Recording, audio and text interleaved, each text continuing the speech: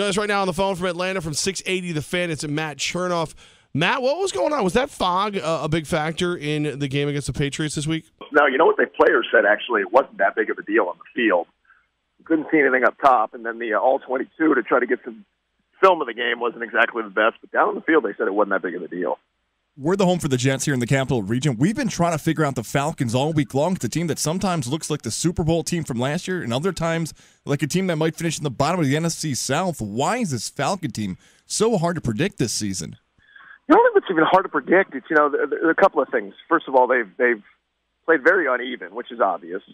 But, after looking at a bunch of numbers, and everybody's freaking out here over, Sarkisian taking over for Shanahan, and the offense doesn't look the same. It's simply, to me, it's come down to a number of offensive plays. Their numbers of plays are down 10 to 15 over the last 3 weeks. They go from an offense that averages usually getting 65, 68, 70 plays. In the last 3 weeks against the Patriots and the Bills and against the Dolphins, they've been around 55 to 60 by their own doing. They've been sloppy with turnovers, penalties, the normal things that take the plays away. I just happen to feel if they get the plays back and clean up some of their mess, they'll be fine. I don't know if they'll be close to what they scored last year, but they'll find their points. Matt, is there any, you hear the term Super Bowl hangover. You putting anything behind that? I have a hard time believing it, and I just do. I know that's a narrative it's one that's easy to play, but I honestly just it's an execution thing in a lot of ways. Like, I'll give it to you guys this way. The last 2 weeks against the Dolphins, Julio Jones makes this incredible interception against Cutler, and the Falcons get called for a late hit on a play from one of the defensive ends. Is that a Super Bowl hangover? Because it happened again against the Patriots where they get an interception against Brady in the end zone, and Adrian Claiborne hits him either late or high. I think it's a lot of execution stuff. I don't know if I buy the hangover thing, especially, we saw these numbers in the offseason. The last 10 years, I think 9 of the 10 teams off the Super Bowl loss have made the playoffs, and that to me is all you can ask. I don't know if anybody would consider getting back to the Super Bowl the defining factor of whether you're hungover or not. Join us right now, 104.5 The Team from 680 The Fan. It's Matt Chernoff. Fantasy football owners, Atlanta Falcon fans, they're trying to figure out why Julio Jones just can't get into the end zone. He did it this week, but why no Jones in the red zone and getting inside where it matters the most? Well, that's been the topic here nonstop. Last year, I'll put it to you guys this way. So they were so good at spreading the ball around, and they would just play the matchup. Matt Ryan turned into a point guard. It was just going to be who's open, and they had guys wide open. So they didn't force it to Julio. I think the issue people have now is when you are struggling a little bit, you do want to take some chances and force the ball to him on third downs in the red zone, and they haven't done that as much.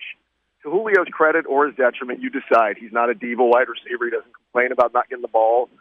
Maybe sometimes he should to get a few more targets his way, but I'm just one of these guys that I look at the big sample size. He'll get his numbers. He'll get his yards.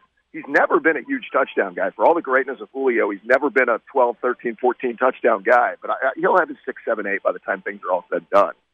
Matt, you get the Falcons getting ready to play the Jets. Is there any fear of the Jets for the Falcons? I think there's fear of everything right now. I think there's fear of themselves. Their biggest opponent has been themselves throughout this last 3 weeks. They've been just sloppy with the football, too many big penalties.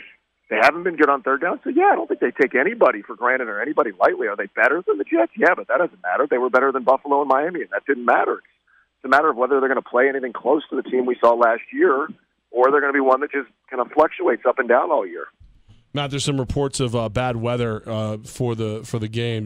Does that favor the Jets or the Falcons in your mind? That's a great question. I don't know. The one thing we wonder here is, as much as everybody focuses on Julio, and if you guys asked me about the Jets, I would speak in general terms because I don't watch them all the time. I think people do that with the Falcons where they go to Julio first, right? And they talk about Ryan. The biggest, most important factor for the Falcon offense last year, and to me every week, is the two backs. So if it rains, can you lean on them more, whether it's just handing them the football or throwing it to them? Maybe. I've said every week, guys, they should be touching the ball 30 to 35 combined times because they're just such a mismatch in the pass game, and they're so interchangeable, and that's been the one element that I think has been different this year. They're not feeding those two guys as much, so maybe weather would dictate them doing that. When are we going to find out who the best team in the NFC South is? As early as this week? No, I think we're a ways away, and it's weird, guys, the way they've backloaded the schedule this year. I don't remember at least a Falcons schedule that hasn't featured a division game until Week 9, which the Falcons will play next week at Carolina. And then they almost play like a round robin of like Saints twice in 3 weeks.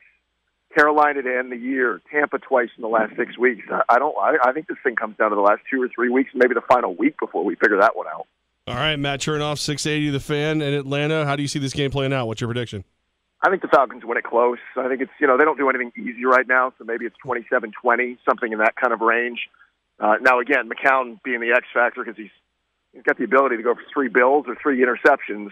I guess I'll wait and see what he does. But I think the Falcons win it close. They're desperate. They need a win, and I think they're going to get one. All right, Matt, man, we appreciate you. Thanks so much. Thanks, guys.